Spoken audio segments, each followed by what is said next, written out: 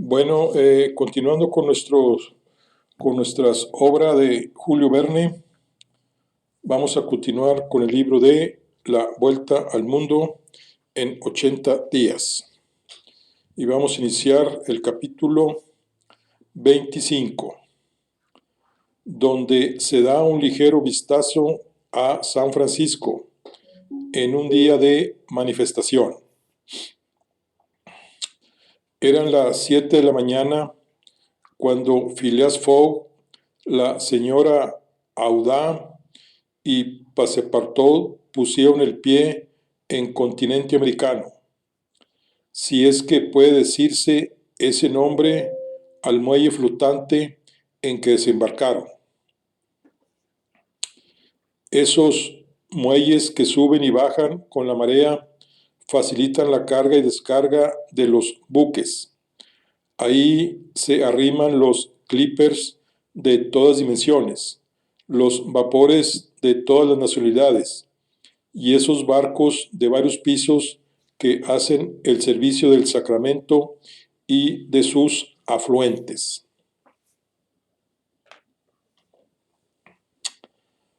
Ahí se amontonan también los productos de un comercio que se extiende a México, al Perú, a Chile, al Brasil, Europa, Asia y a todas las islas del Océano Pacífico.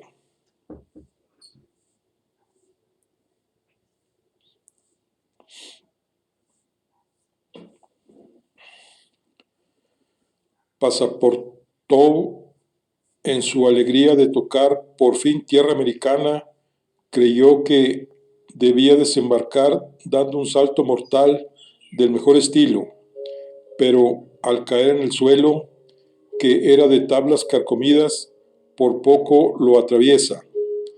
Desconcertado por el modo en que había puesto pie en tierra, dio un giro formidable, que hizo volar una bandada de cormoranes y pelícanos, huéspedes habituales de los muelles movedizos.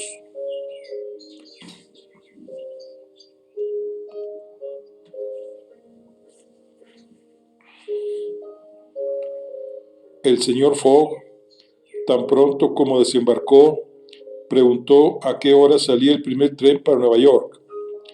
Le dijeron que a las 6 de la tarde. Por consiguiente, podía emplear un día entero en la capital de California. Hizo traer un coche para la señora Audaz y para él. Passepartout montó en el escaño y el vehículo a $3 por hora se dirigió al Hotel Internacional. Desde el sitio elevado que ocupaba, Passepartout podía observar con curiosidad la gran ciudad americana, anchas calles, casas bajas,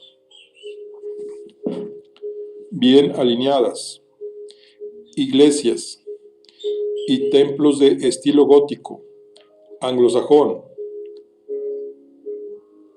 docks inmensos, depósitos como palacios, unos de madera, otros de ladrillo. En las calles muchos coches, ómnibus, tranvías y las aceras atestadas no solo de americanos y europeos, sino de chinos e indios, que conformaban una población de 200,000 habitantes. Passepartout quedó sorprendido con lo que veía, pues no tenía idea más que de la antigua ciudad de 1849, población de bandidos, incendiarios y asesinos que acudían a la búsqueda de pepitas de oro, inmenso tropel de todos los miserables, donde se jugaban el polvo de oro con revólver en una mano y la navaja en la otra. Pero aquellos buenos tiempos habían pasado ya, y San Francisco ofrecía el aspecto de una gran ciudad comercial.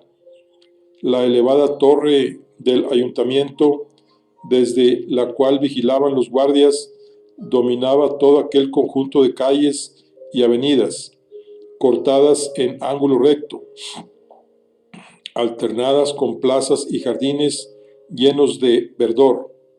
Más adelante vio una ciudad china que parecía haber sido importada del Imperio Celeste en un joyero. Ya no había sombreros hongo, ni camisas coloradas, a usanza de los buscadores de oro, ni indios con plumas, sino sombreros de seda y levitas negras llevadas por una multitud de caballeros dotados de una actividad frenética.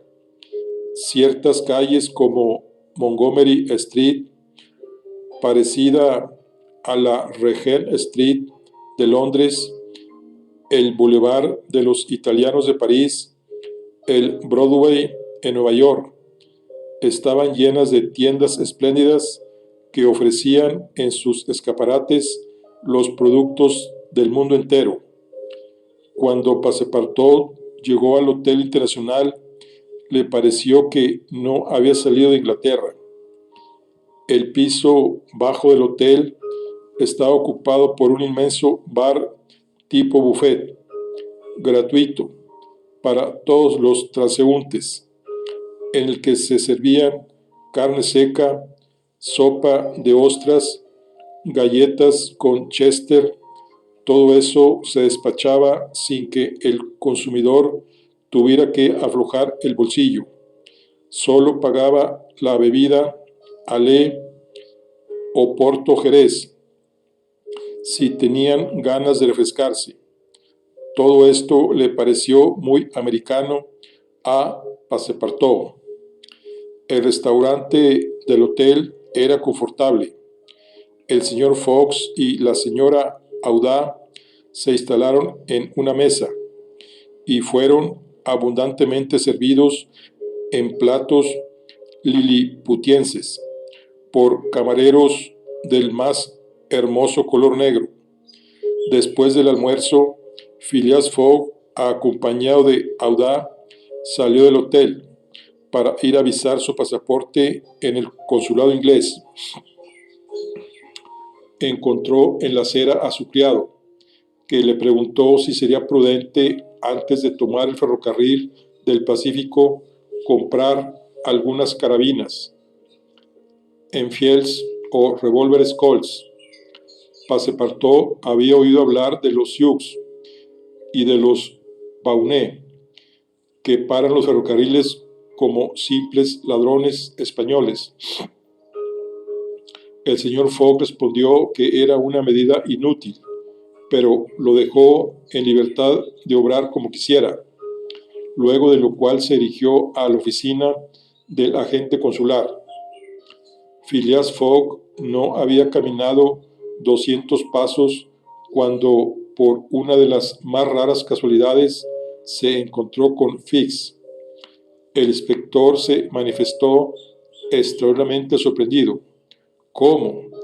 ¿Habían hecho la travesía juntos sin verse a bordo? En todo caso, Fix no podía menos de considerarse honrado de volver a ver al caballero a quien tanto debía.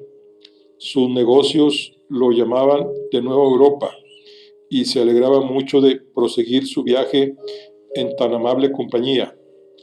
El señor Fox respondió que la honra era suya, y Fix, que no lo quería perder de vista, le pidió que le concediera recorrer con él la curiosa ciudad de San Francisco, y el señor Fogg estuvo de acuerdo. La señora Audá, Phileas Fogg y Fix echaron pues a andar por las calles, y no tardaron en hallarse en Montgomery Street, donde la afluencia de la muchedumbre era enorme. En las aceras, en medio de la calle, en las vías del tranvía, a pesar del paso incesante de coches y del ómnibus, en el umbral de las tiendas, en las ventanas de las casas e incluso sobre los tejados, había un gentío incalculable. En medio de los grupos circulaban hombres carteles, y por el aire ondeaban banderas y banderolas. Una gritería inmensa atronaba por todos lados. Hurra por Cammerfields, hurra por Madiboy. Era un mitin, o al menos así lo pensó Fix, que transmitió su creencia al señor Fox.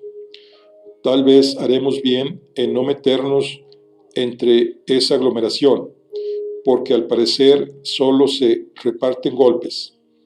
En efecto, respondió Phileas Fogg, y los puñetazos, aunque tengan carácter político, no dejan de ser puñetazos.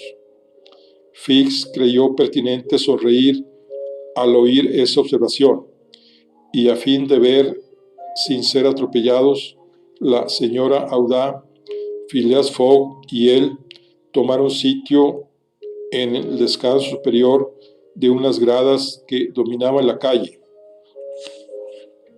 Delante de ellos y en la acera de enfrente, entre la tienda de un carbonero y un almacén de petróleo, se extendían un ancho mostrador al aire libre, hacia el cual convergían las diversas corrientes de la multitud. ¿Y por qué aquel mitin? ¿Con qué motivo se celebraba? Phileas Fogg lo ignoraba absolutamente.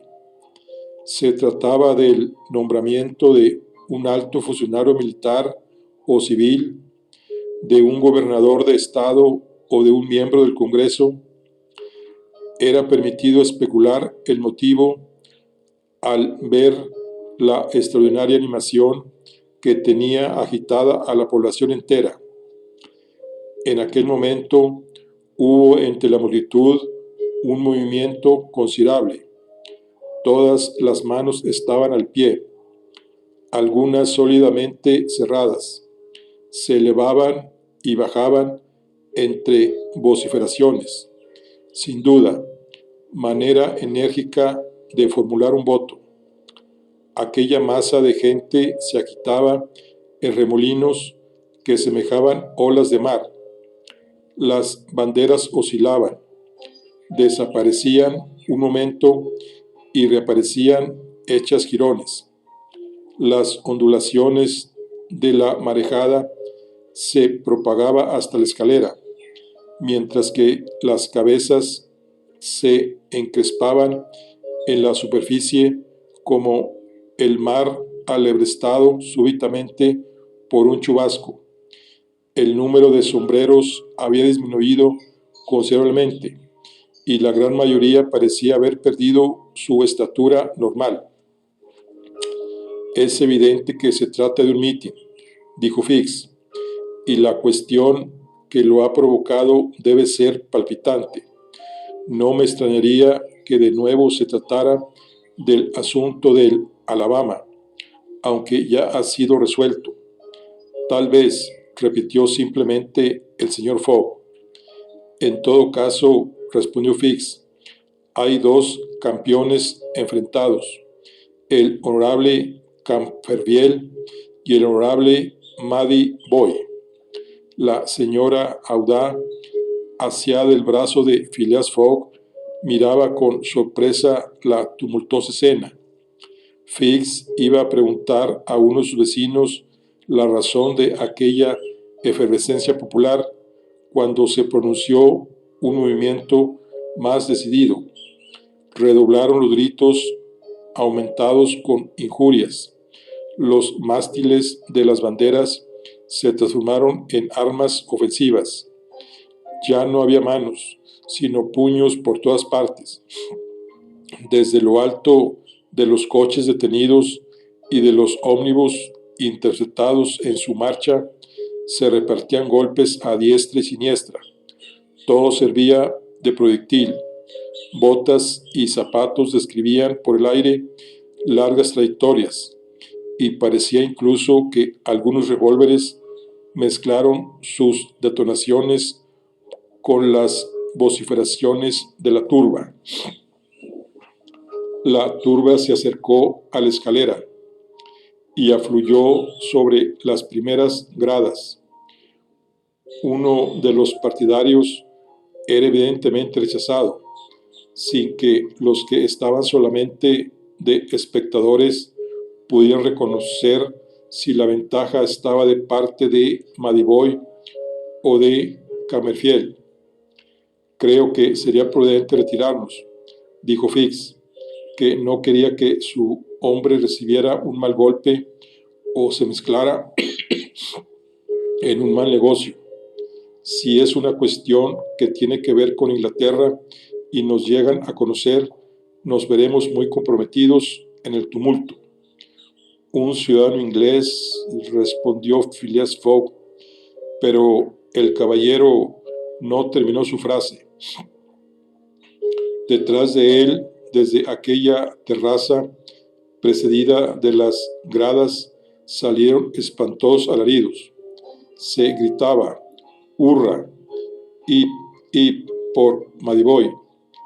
Era un tropel de lectores que llegaba a la pelea, tomando en flanco a los partidarios de Camerfield. El señor Fox, la señora Audá y Fix se encontraron de pronto entre los dos fuegos. Era demasiado tarde para huir. Aquel torrente de hombres armados con bastones de puño de plomo y quiebra cocos era insoportable. Phileas Fogg y Fix se vieron horriblemente atropellados al preservar a la joven Audá. El señor Fox, tan flemático como de costumbre, quiso defenderse con las armas naturales que la naturaleza puso en el extremo de los brazos de todo inglés, pero fue inútil. Un tipo enorme de barba rojiza, mejillas encendidas, ancho de espaldas, que parecía ser el jefe de la cuadrilla, levantó su formidable puño sobre el señor Fox y hubiera lastimado mucho al caballero si Fix, por salvarlo, no hubiera recibido el golpe en su lugar. Un enorme chichón creció instantáneamente bajo el sombrero del detective, transformado en simple cachucha. «Yankee», dijo el señor Fox, echando sobre su adversario una mirada de profundo desprecio. «Inglés», respondió el otro. «Ya volveremos a vernos, cuando quiera. ¿Cuál es su nombre?» «Phileas Fogg». «¿Y el suyo?» «Coronel Stam W. Proctor». Después de esto, la marejada pasó. Fix quedó derribado y se levantó con la ropa hecha jirones, pero sin heridas serias. Su gabán de viaje se había rasgado en dos trozos desiguales y sus pantalones parecían un taparrabo de los que usan algunos indios, pero tan solo era una cuestión de moda. En suma, la señora Audá se había librado y Fix era el único que había salido con un puñetazo. «Gracias», dijo el señor Fox al inspector tan luego como estuvieron fuera de la multitud. «No hay de qué», respondió Fix, «pero vamos». «¿A dónde?» «A una sastrería». En efecto, la visita era oportuna. Los trajes de Phileas Fogg y de Fix eran harapos, como si esos dos caballeros se hubieran batido por cuenta de los honorables Camerfields y Madiboy. Una hora después, cuando estuvieron convenientemente vestidos y cubiertos, volvieron al Hotel Internacional. Ahí Passepartout esperaba a su amo, armado con media docena de revólveres, puñales de 6 tiros y de ignición central. Cuando vio a Fix, su frente se oscureció. Sin embargo, la señora Audá relató lo que había sucedido y Passepartout se tranquilizó. A todas luces, Fix no era ya enemigo, sino aliado, y estaba cumpliendo su palabra. Terminaron de cenar y mandaron traer un coche para conducir a los viajeros con todo y equipaje a la estación. Al subir, el señor Fox dijo a Fix: ¿no volvió a ver a ese coronel Proctor? No, respondió Fix. Entonces regresaré a Norteamérica para buscarlo, dijo con frialdad Phileas Fogg. No sería conveniente que un ciudadano inglés se dejara tratar de esta manera.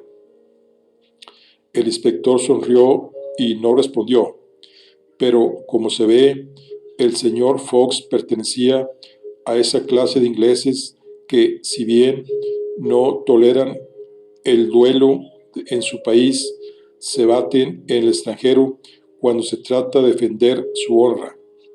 A las 6:15, los viajeros llegaron a la estación, donde el tren estaba listo para marchar. Al momento de subir al vagón, el señor Fox se dirigió a un empleado y le preguntó: «Amigo mío, hubo algunos disturbios hoy en San Francisco, ¿no es así?» «Era un mitin, caballero», respondió el empleado. «Sin embargo, he creído observar alguna animación en las calles. Se trataba solamente de un mitin organizado para una elección». «¿La elección de algún general en jefe, sin duda?», preguntó el señor Fox. «No, señor, de un juez de paz». Después de oír esta respuesta, Phileas Fogg subió al vagón y el tren partió a todo vapor.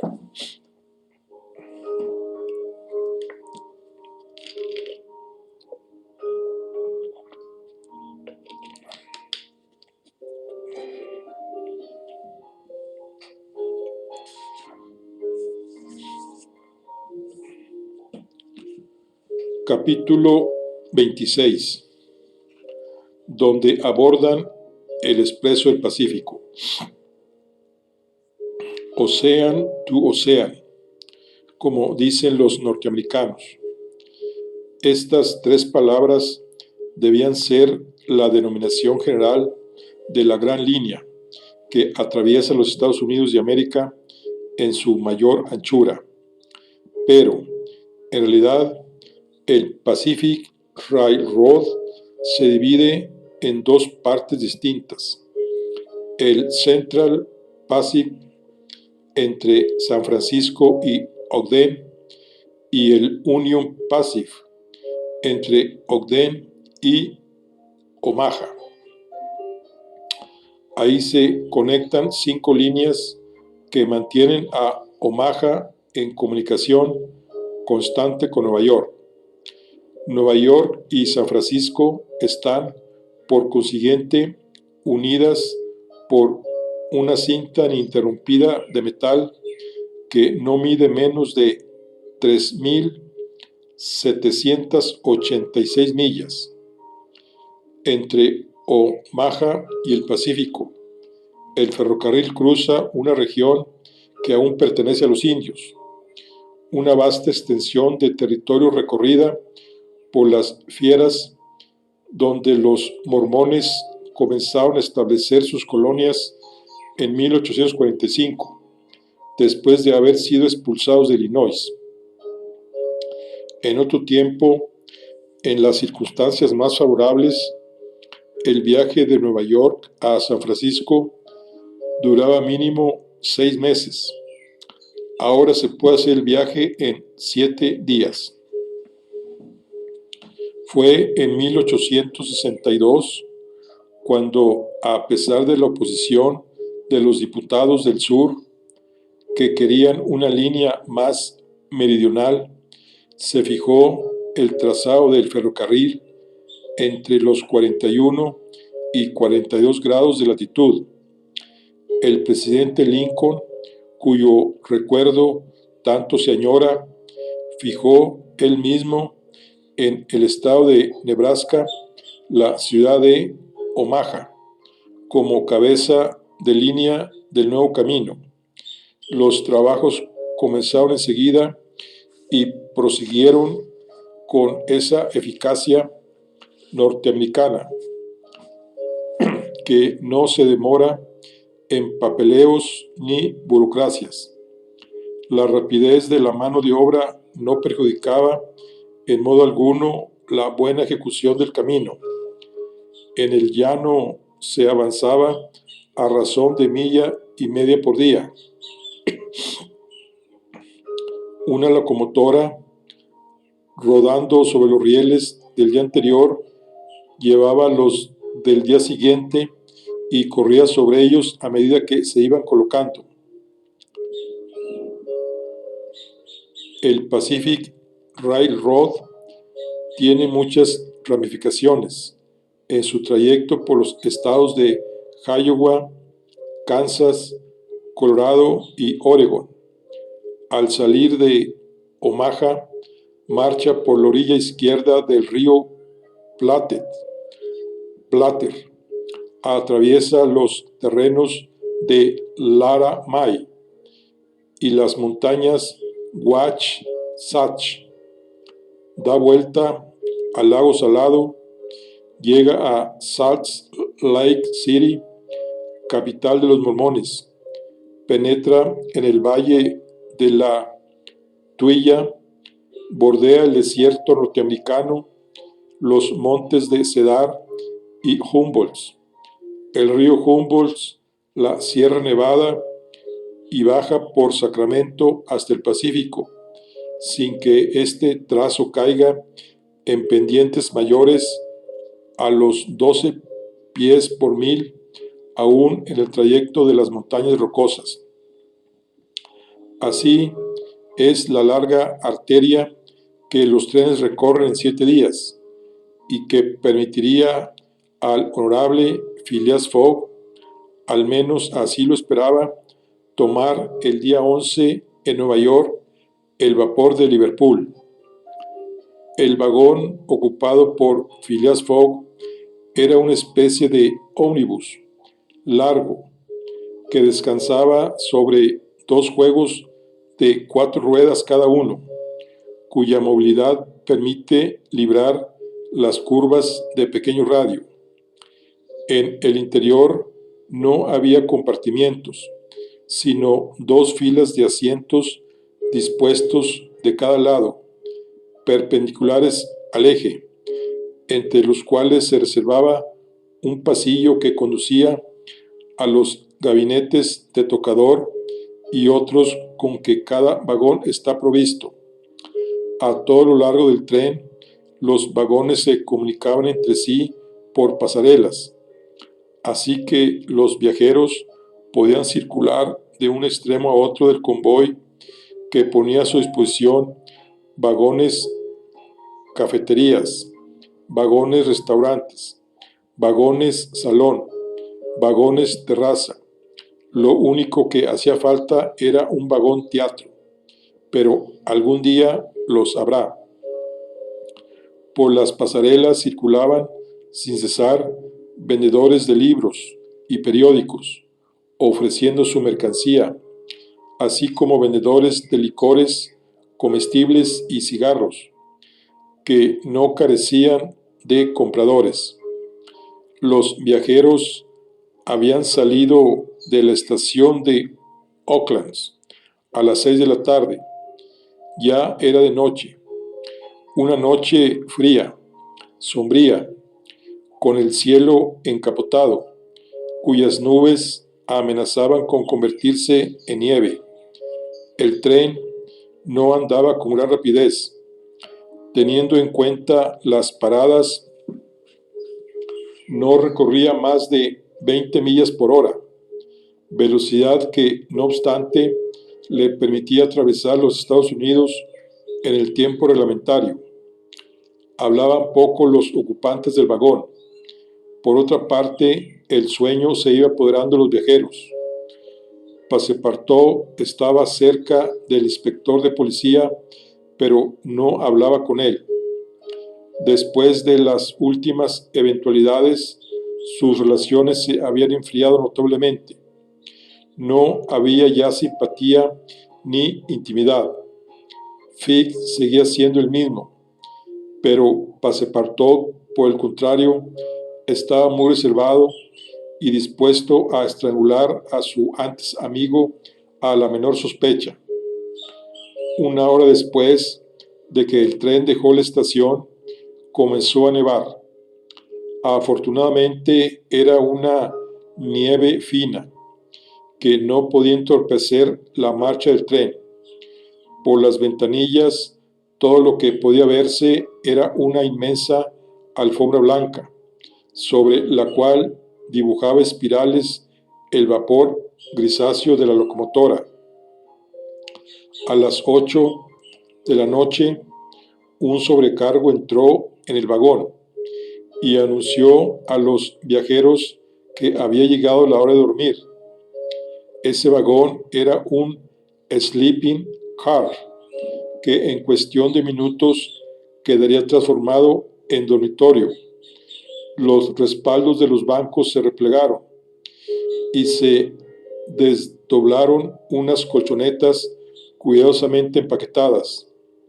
Gracias a un ingenioso sistema, los camarotes improvisados quedaron montados en pocos instantes y cada viajero pudo tener a su disposición una cama confortable, defendida contra toda indiscreta mirada por recias cortinas. Las sábanas eran blancas, las almohadas blandas. No había más que acostarse y dormir, lo que cada quien hizo como si se encontrara en el cómodo camarote de un vapor. Mientras tanto, el tren recorría a todo vapor el estado de California. En el tramo que se extiende entre San Francisco y Sacramento, el suelo es poco accidentado. La parte del ferrocarril llamada Central Pacific tenía a Sacramento como punto de partida y avanzaba al este, al encuentro del que partía de Omaha. De San Francisco a la capital de California, la línea corría directamente al nordeste, siguiendo el río Americano que desagua en la bahía de San Pablo. Los viajeros recorrieron en cuestión de 6 horas las 120 millas comprendidas entre estas dos importantes ciudades, y por ahí de la medianoche, mientras que los viajeros se hallaban entregados a su primer sueño, pasaron por Sacramento. No pudieron, por tanto, ver nada de esta gran ciudad, ni la residencia de la legislatura del estado de California, ni sus bellos muelles, ni sus anchas calles, ni sus espléndidos palacios, ni sus plazas, ni sus templos. Saliendo de Sacramento y después de pasar las estaciones de Huntington, Rockledge, Auburn y Colfax, el tren penetró en el macizo de Sierra Nevada. Eran las 7 de la mañana cuando pasó por la estación de Cisco. Una hora después, el dormitorio era de nuevo un vagón ordinario, y los viajeros pudieron ver por los cristales los pintorescos puntos de vista de aquel montañoso país. La ruta que seguía el ferrocarril obedecía los caprichos de la sierra. Aquí se enganchaba a las faldas de la montaña. Allá quedaba suspendido sobre un precipicio. Evitaba los ángulos bruscos por medio de curvas atrevidas. Penetraba en estrechas gargantas que parecían no tener salida. La locomotora, brillante como un relicario, con su gran faro al frente que despedía rojizos fulgores, y su campana plateada mezclaba sus silbidos y bramidos con los de los torrentes y las cascadas, mientras el humo se retorcía entre las ennegrecidas ramas de los pinos. Eran pocos los túneles, casi ninguno, y no había puentes en la ruta. El ferrocarril seguía los contornos de las montañas sin procurar en la línea recta el camino más corto de un punto a otro y sin violentar a la naturaleza. Hacia las 9, el tren penetraba en el estado de Nevada por el valle de Carson, dirigiéndose siempre hacia el nordeste. A las 12 pasó por Reno, donde los viajeros tuvieron 20 minutos para almorzar. A partir de este punto, la vía férrea costeaba el río Humboldt, yendo durante algunas millas hacia el norte para seguir su curso. Después viró hacia el este y ya no se volvió a separar del costado del río hasta llegar a los montes Humboldt, que es donde nace, casi en el extremo oriental del estado de Nevada. Luego de almorzar, el señor Fox, la joven Audaz y sus compañeros volvieron a sus asientos. Instalados en forma confortable, miraban el variado paisaje, vastas praderas, montañas que se perfilaban en el horizonte, los Cres cuyas aguas espumosas rodaban entre piedras. De vez en cuando un gran rebaño de bisontes se aglomeraba a lo lejos, cual dique que se movía y cambiaba de lugar. Esos innumerables ejércitos de rumiantes en ocasiones llegan a ser un obstáculo insuperable para el paso de los trenes. Se ha visto desfilar a millares de ellos durante muchas horas, cruzando los rieles en apiñadas hileras. En esos casos, la locomotora tiene que detenerse y esperar que la vía quede libre. Y fue justamente eso lo que en aquella ocasión sucedió. A las 3 de la tarde, la vía quedó interrumpida por una manada de 10 o 12,000 cabezas. La máquina, después de disminuir la velocidad, intentó introducir su espolón en la enorme columna, pero tuvo que detenerse ante la impenetrable masa. Estos grandes rumiantes, búfalos, como impropiamente los llaman los americanos, marchaban con tranquilo paso, dando a veces formidables mugidos. Su estatura era superior a los de Europa, piernas y colas cortas, con una joroba muscular, las astas separadas en la base, la cabeza, el cuello y espalda cubiertos por una abundante melena. Era impensable detener la marcha de esta emigración. Cuando los bisontes adoptan una dirección, no hay nada que pueda modificarla. Es un torrente de carne viva que ningún dique puede contener. Los viajeros, dispersados en los pasadizos, miraban el curioso espectáculo. Sin embargo, el que debía tener más prisa que todos, Phileas Fogg, había permanecido en su puesto, esperando filosóficamente que a los búfalos les diera la gana dejar el paso libre. Passepartout estaba furioso por la tardanza que ocasionaba esa aglomeración de animales y de buena gana hubiera descargado sobre ellos su arsenal de revólveres.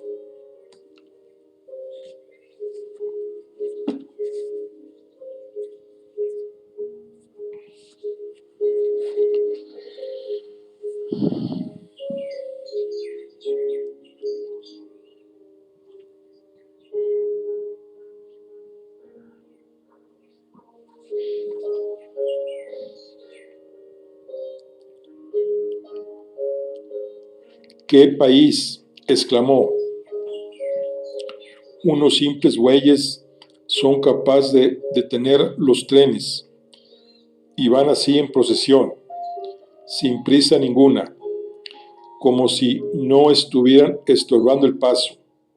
Por Dios, quisiera yo saber si el señor Fox había previsto este contratiempo en su programa, y ese maquinista que no se atreve a lanzar su máquina para atravesar la estorbosa manada. El maquinista no había intentado cruzar el obstáculo y actuaba de forma prudente, ya que sin duda hubiera aplastado a los primeros búfalos atacados por el espolón de la locomotora, pero sin importar lo poderosa que fuera la máquina, se habría parado enseguida, dando lugar a un descarrilamiento y con ello a que el tren se retrasara por tiempo indefinido. Lo mejor era, por lo tanto, esperar con paciencia y ganar después el tiempo perdido acelerando la marcha. El desfile de los bisontes duró 3 largas horas y la vía no estuvo libre sino hasta que cayó la noche. En ese momento, las últimas filas del rebaño atravesaban el ferrocarril, mientras que las primeras desaparecían por el horizonte del sur. Eran las 8 de la noche cuando el tren logró cruzar los desfiladeros de los montes Humboldt, y a las 9:30 cuando penetró en el territorio de Utah, la región del Gran Lago Salado, el curioso país de los mormones.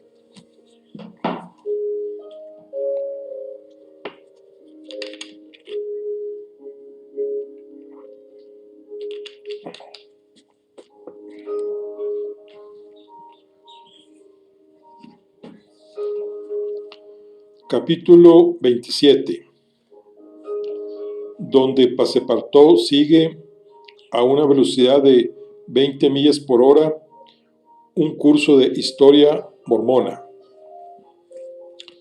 Durante la noche del 5 al 6 de noviembre, el tren siguió en dirección al sureste por un tramo de aproximadamente 50 millas.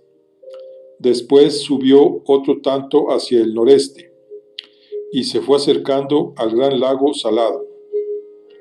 Hacia las 9 de la mañana, Passepartout salió a tomar aire a la pasarela. El clima estaba frío y el cielo nublado, pero no nevaba. El disco del sol, opacado por las brumas, parecía una enorme moneda de oro, y Passepartout se encargaba de calcular su valor en libras esterlinas, cuando le distrajo de tan útil trabajo la aparición de un extraño personaje.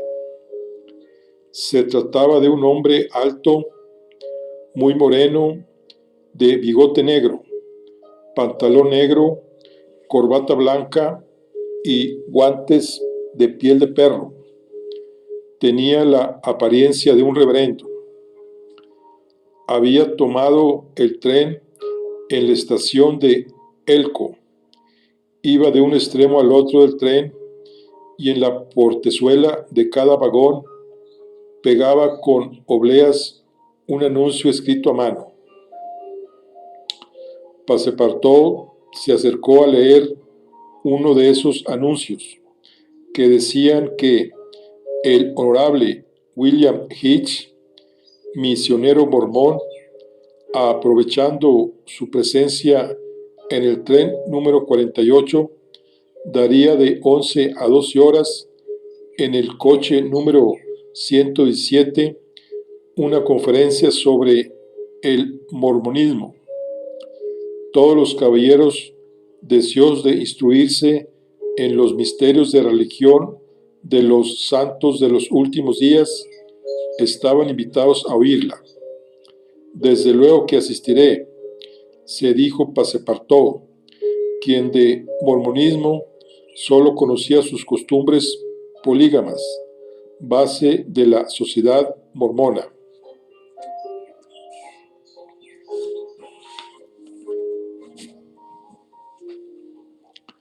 La noticia se expandió con rapidez por el tren, que llevaba un centenar de viajeros, entre los cuales 30 lo más, atraídos por la carnada de la conferencia, ocuparon a las 11 en punto los asientos del coche número 107, y Passepartout se encontraba en la primera fila de los fieles.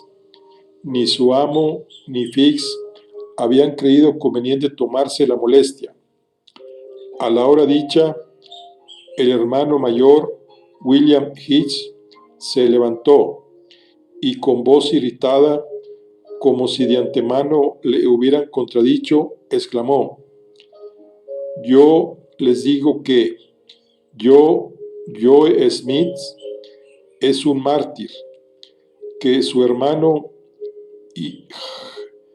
Hirames es un mártir, y que la persecución del gobierno de la Unión contra los profetas hará también de Brigham Young un mártir.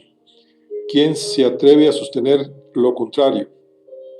Nadie osó contravenir al misionero, cuya exaltación contrastaba con su apariencia física naturalmente serena, pero sin duda su cólera se explicaba por encontrarse sometido a los duros pruebas del mormonismo. El gobierno de Estados Unidos acababa de reducir, no sin esfuerzo, a estos fanáticos independientes, luego de haber encarcelado a Brigham Young, acusado de rebelión y de poligamia. Se había apropiado de Utah, sometiéndola a las leyes de la Unión. Después de esa época, los discípulos del profeta redoblaron sus esfuerzos y, a espera de actuar, resistían con la palabra las pretensiones del Congreso.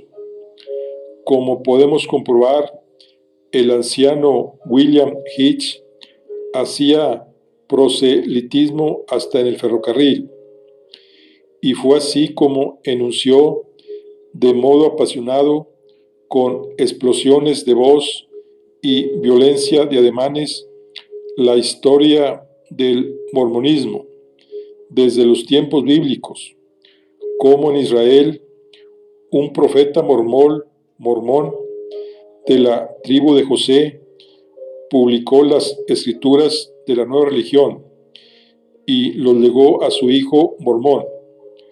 Como muchos siglos más tarde, una traducción de este precioso libro, escrito en caracteres egipcios, fue hecha por José Smith, Jr., colono del estado de Vermont, quien a su vez se reveló como profeta místico en 1825. Como por último se le apareció un mensajero celeste en una selva luminosa para entregarle las escrituras del Señor. En ese momento, algunos oyentes, poco interesados por el relato retrospectivo del misionero, abandonaron el vagón. Sin embargo, William Hitch prosiguió con su relato y refirió cómo Smith Jr. congregó a su padre, a sus dos hermanos y a algunos discípulos para fundar la religión de los santos de los últimos días, religión que, adoptada no tan solo en América, sino en Inglaterra, Escandinavia y Alemania, cuenta entre sus fieles a artesanos y también a gran número de personas que ejercen toda clase de profesiones liberales, como una colonia que se fundó en el Ohio. De la misma forma relató cómo se había edificado un templo en el que gastaron $200,000, cómo se construyó una ciudad en Kirkland, cómo Smith llegó a ser un audaz banquero y recibió de un simple exhibidor de momias un papiro que contenía la narración escrita de mano del mismo Abraham y de otros célebres egipcios. La historia se iba haciendo un poco larga. Las filas de oyentes se fueron despejando y el público se había reducido a unas 20 personas. Pero el anciano, sin inquietarse por la deserción de fieles, siguió refiriendo con todo detalle cómo Joe Smith quebró en 1837, cómo los arruinados accionistas lo cubrieron de brea y lo emplumaron, cómo se le volvió a ver más honorable y más honrado que nunca unos años después en Independencia, en el Missouri, a la cabeza de una comunidad floreciente que contaba con al menos 3,000 discípulos, y entonces, perseguido por el odio de los gentiles, tuvo que huir al Far West americano. 10 oyentes quedaban todavía, y entre ellos el buen Passepartout, que era todo oídos. De este modo supo cómo, después de muchas persecuciones, Smith apareció en Illinois y fundó en 1839, a orillas del Mississippi, Nauvoo la Bella, cuya población se elevó hasta 25,000 almas.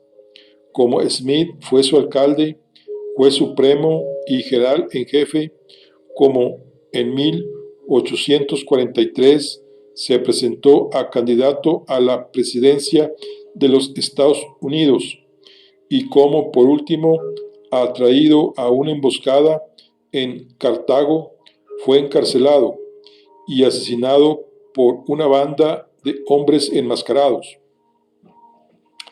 Para entonces ya no quedaba en el vagón más que Passepartout y el anciano, que miraba su rostro fascinado por sus palabras, le recordó que 2 años después del asesinato de Smith, su sucesor, el profeta inspirado Brigham Young, abandonó Nauvoo para establecerse a las orillas del lago Salado, y allí, en aquel admirable territorio, en medio de una región fértil, en el camino que los emigrantes atraviesan para ir a California, la nueva colonia, gracias a los principios poligámicos del mormonismo, se extendió de modo enorme.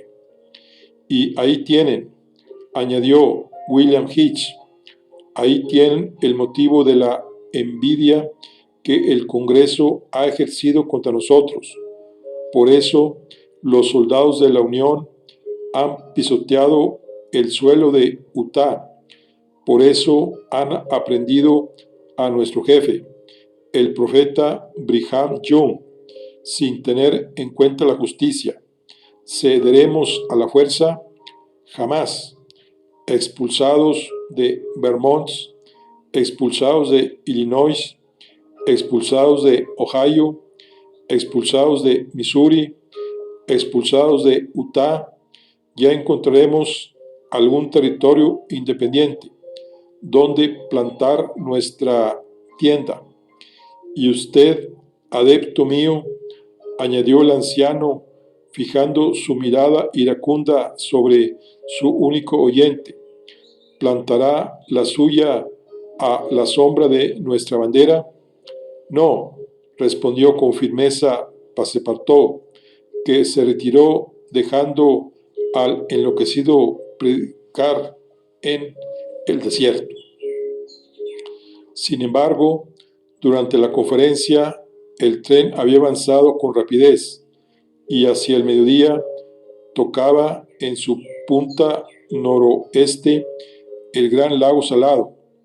Desde ahí se podía abarcar un vasto perímetro de ese mar interior al que también se le da el nombre de Mar Muerto, donde desemboca un Jordán de Norteamérica, lago admirable, rodeado de bellos y agrestes peñascos, con gruesas capas incrustadas de sal blanca, soberbia sábana de agua que antiguamente cubría un espacio más amplio, pero cuyas orillas, con el paso del tiempo, se habrían ido elevando poco a poco, reduciendo su superficie y aumentando su profundidad. El lago Salado, que tiene aproximadamente unas 70 millas de largo y 35 de ancho, está situado a 3.800 pies sobre el nivel del mar, muy diferente del lago Asfalite, cuya depresión es de 1.200 pies menos. Su salubridad es considerable y sus aguas tienen en disolución la cuarta parte de materia sólida. Su peso específico es de 1.179, mientras que la del agua destilada es de 1.000, razón por la cual ahí no pueden existir peces. Aquellos que llegan del Jordán, del Weber y de otros ríos mueren enseguida. Sin embargo, no es verdad que la densidad de las aguas sea tal que un hombre no pueda sumergirse. Alrededor del lago, los campos se encuentran admirablemente cultivados, puesto que los mormones entienden bien los trabajos de la tierra. Había ranchos y corrales para los animales domésticos, campos de trigo, maíz, sorgo, praderas de exuberante vegetación. En todas partes crecían setos de rosales silvestres, matorrales de acacias y de euforbias. Este hubiera sido el aspecto de la comarca 6 meses más tarde. No obstante, en ese momento el suelo estaba cubierto por una delgada capa de nieve que lo emblanquecía todo. A las 2, los viajeros llegaron a la estación de Ogden. El tren no debía reemprender la marcha sino hasta las 6 de la tarde. El señor Fox, la señora Audá y sus 2 compañeros tenían por consiguiente tiempo suficiente para ir a la ciudad de Los Santos por un pequeño entronque que salía de la estación de Ogden. Bastaba con 2 horas apenas para visitar esa ciudad, completamente americana, y como tal construida al estilo de todas las ciudades de la Unión. Vastos tableros de largas líneas monótonas, con la tristeza lúgubre de los ángulos rectos. Como dice Víctor Hugo, el fundador de la ciudad de Los Santos no podía escapar de esa necesidad de simetría que distingue a los anglosajones en este singular país donde los hombres no están ciertamente a la altura de las instituciones. Todo es cuadrado, las ciudades, las casas y el sentido del humor. A las 3, los viajeros paseaban por las calles de la ciudad, construida entre la orilla del Jordán y las primeras ondulaciones de los montes Wasatch. Encontraron pocas iglesias, o ninguna, y como monumentos estaban la casa del profeta, los tribunales y el arsenal. Después, unas casas de ladrillos azulados con canceles y galerías, rodeadas de jardines, adornadas con acacias, palmeras y algarrobos. Rodeaba la ciudad un muro de arcilla y piedra, hecho en 1853. En la calle principal donde se encontraba el mercado, había algunos hoteles adornados con banderas, entre otros el Lake Salt House. El señor Fox y sus compañeros encontraron la ciudad muy poblada. Las calles estaban casi desiertas, salvo los alrededores del templo, a donde llegaron después de haber atravesado por barrios cercados con empalizadas. Las mujeres eran numerosas, lo cual se explica por la peculiar composición de la familia mormonas. No se crea, empero, que todos los mormones son polígamos.